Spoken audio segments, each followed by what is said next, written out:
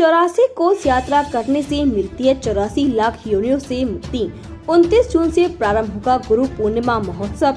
विश्व के कोने कोने से भक्त आएंगे गुरु पूजन के लिए। वेद पुराणों में ब्रज की 84 कोस की परिक्रमा का बहुत महत्व है। ब्रज भूमि भगवान श्री कृष्ण एवं उनकी शक्ति राधा रानी की लीला भूमि है। इस परिक्रमा के बारे में वारा पुराण में बताया गया है कि पृथ्वी पर असंख्य तीर्थ हैं और वे सभी चतुर्मास में ब्रज में आकर निवास करते हैं। श्री धाम वृंदावन के परिक्रमा मार्ग स्थित श्री राधा किशोरी सेवा धाम आश्रम में महामंडलेश्वर इंद्र देवानंद सरस्वती महाराज के सानिध्य में ब्रज 84 कोस यात्रा का आयोजन किया गया, जिसके अंतिम दिन आज महाराज श्री के द्वारा पत्रकार वार्ता कर जानकारी दी गई। उन्होंने बताया कि ब्रज 84 कोस की परिक्रमा मथुरा के अलावा राजस्थान और हरियाणा के होडल जिले के गांव से होकर गुजरती है। करीब 268 किलोमीटर परिक्रमा मार्ग में परिक्रमार्थियों के विश्राम के लिए 25 पड़ाव स्थल हैं। इस पूरी परिक्रमा में करीब 1300 के आसपास गांव पड़ते हैं। कृष्ण की लीलाओं से जुड़ी 1100 सरोवरें, 36 वन उपवन, पहाड़ पर्वत पड़ते हैं। बाल कृष्ण की लीलाओं के साक्षी उन स्थल और दीवारों के दर्शन भी परिक्रमार्थी करते हैं, जिनके दर्शन शायद पहले कभी किए हों। परिक्रमा के दौरान श्रद्धालुओं को यमुना नदी को भी पार करना होता है। मान्यता है कि भगवान श्री कृष्ण ने मैया यशोदा और नंद बाबा के दर्शनों के लिए सभी तीर्थों को ब्रज में ही बुला लिया था। 84 कोस की परिक्रमा लगाने से 84 लाख योनियों से मुक्ति प्राप्त होती है।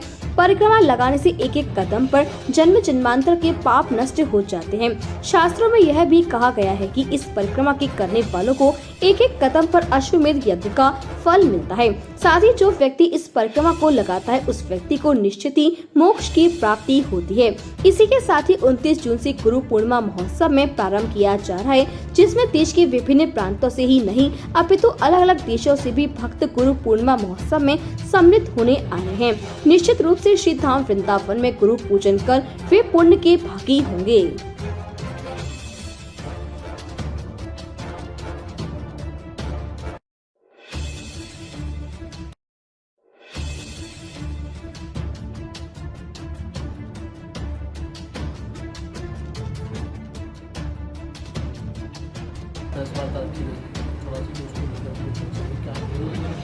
चौरासी कोष परिक्रमा का जो महत्व है, महिमा है, जो यहाँ बहुत सारे ग्रंथों में हमने देखा, उस हिसाब से यहाँ ब्रज 84 कोष की परिक्रमा हमने रखी है। भारतवर्ष के अनेक भक्त आए हुए हैं, उनकी हम स्वास्थ्य व्यवस्था, भोजन व्यवस्था और गाड़ी की व्यवस्था करके उनको प्रातःकाल 6 बजे यहाँ से विदा करते हैं। शाम को वो सब लोग वापस आते हैं सकुशल। आज विश्राम दिन है, 7 दिन पूरे हो गए, ब्रज यात्रा भी पूरी हो गई।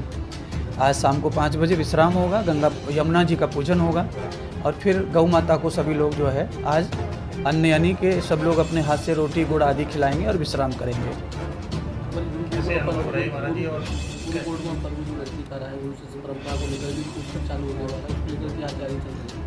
हमारे यहाँ अभी व्यास पूजन के रूप में, गुरु पूजन के रूप में जो हमारी लौकिक परंपरा है प्राचीन, उसी परंपरा को निभाते हुए गुरु पूर्णिमा 3 जुलाई की है। उसके कार्य जो हैं अभी सब पूर्णता की ओर हैं।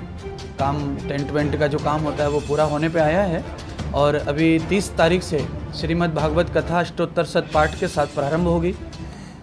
108 आचार्यों के द्वारा भागवत का पाठन होगा और मेरे द्वारा कथा का व्याख्यान होगा और ये कथा 2 कथाओं के रूप में चलेगी, यानी कि ये 13-14 तारीख तक ये कथा चलती रहेगी निरंतर।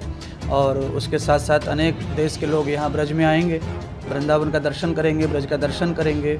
ये इस निमित्त होगा और गुरु पूजन की जो परंपरा है वो परंपरा का भी निर्वाह